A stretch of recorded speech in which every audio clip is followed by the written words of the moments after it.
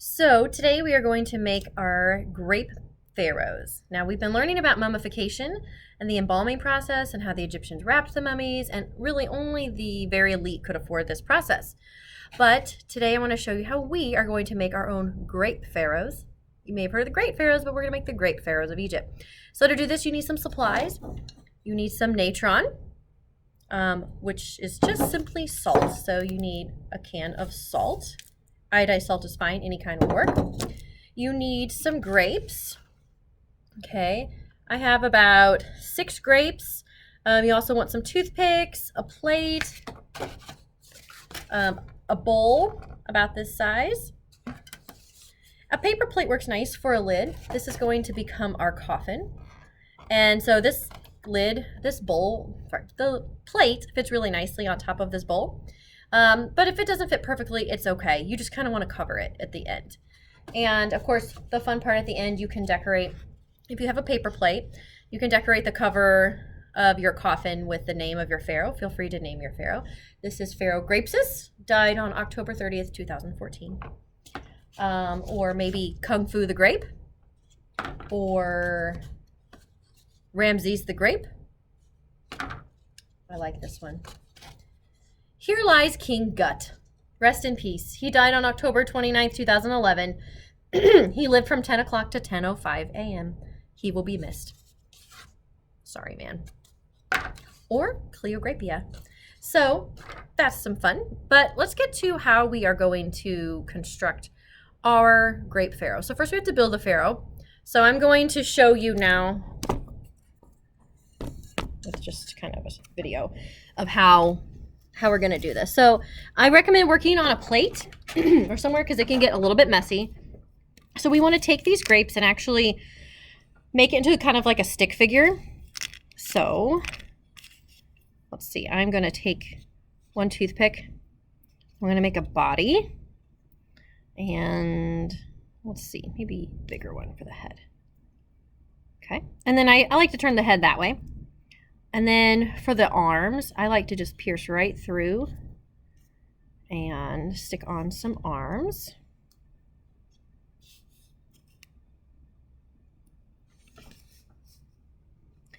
Then we need some feet. And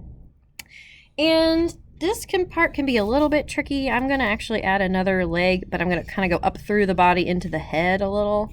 So it looks like I have 2 little feet sticking out. And then some people put their feet this way. I like all parts of the grape pharaoh to be connected. I want all the grapes to touch. It turns out better when it's mummified that way. Oh, isn't he cute? Here is our little grape pharaoh.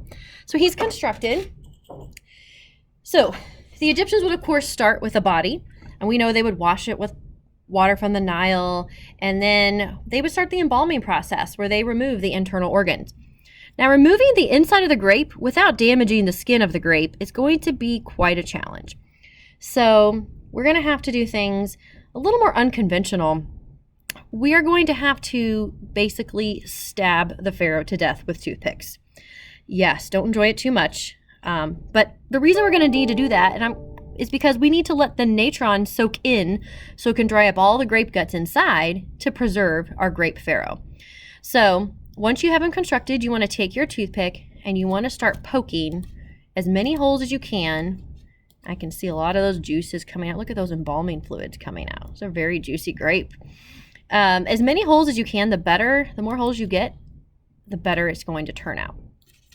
Oh no, lost a leg. Okay, so it can be kind of messy and sticky, which is why you want to work on a plate. And I'm poking it all the way through. I can feel the toothpick hitting the bottom of the plate. You don't want to just tap at it. That's not going to work. You want to impale each grape as many times as possible. So I'm going to, every grape, I want to put as many holes as I can without completely destroying the grape skin. I want to poke holes on every grape. And then I'm going to flip it over and do it again on the back side, just in case I miss some areas. Don't forget the head. Some people like to take a Sharpie and draw a little face on him. It may or may not turn out once he's completely dried out. Now, we are not going to be wrapping our mummies, but we're going to see if the salt and the natron can actually preserve our grape Pharaoh. So I've got some pretty good holes. I'm going to flip it over, and I'm literally going to stab him in the back now. No offense. You did nothing wrong, grape Pharaoh. You just have donated your body to science, I suppose. Okay, lots of holes all over. Okay, the more, the better it's going to turn out. Now you might be thinking, you know, I want you to kind of be thinking of predictions. What do you think it's going to look like when it's done? Notice right now, he's fat, he's sticky, he's juicy. Sounds like a plop when I drop him down in a splash of juice. It's kind of light. It's a red grape, which doesn't matter what kind you're using, but the color, the skin, it was kind of tight because you're going to notice a lot of changes when we ever remove him from the salt. Okay, I now have my grape Pharaoh embalmed as best I can. The next step is we are going to take our natron and we are going to pour a little bit of salt in the bottom of a bowl. So I'm going to pour a little bit to cover the base. I want to make sure the grape Pharaoh is completely covered in the salt. So I'm going to try and show you that here. So you can see my bowl.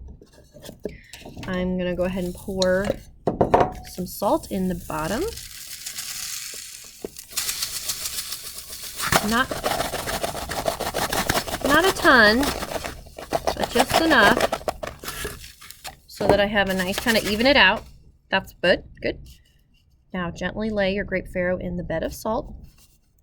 Now, this would be a time if you wanted to make a little papyrus scroll of the Book of the Dead to place in there with him with some spells or any little good luck charms.